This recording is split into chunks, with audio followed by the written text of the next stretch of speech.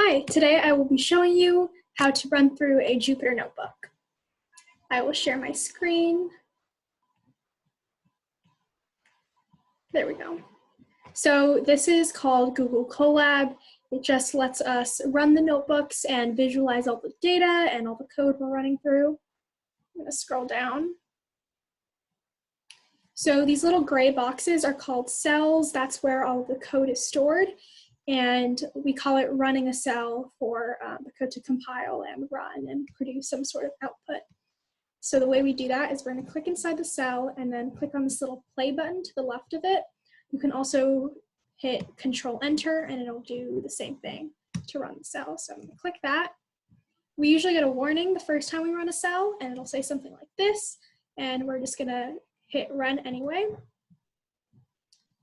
And it should say done. There we go. So that's how we know the output of this cell has been produced. And then we can go on to the next one. It's important to note here that a cell will only run if the cell before it has already compiled and run. So it's important to do all of this in order. Otherwise, we might get some error messages, which makes things a bit confusing.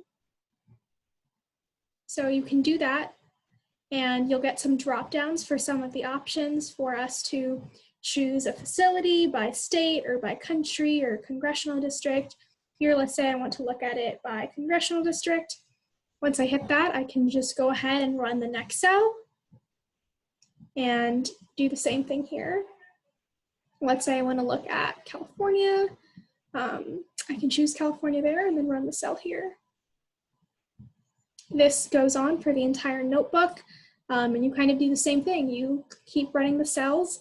You can copy images from this and any charts produced, things like that. I hope this helps.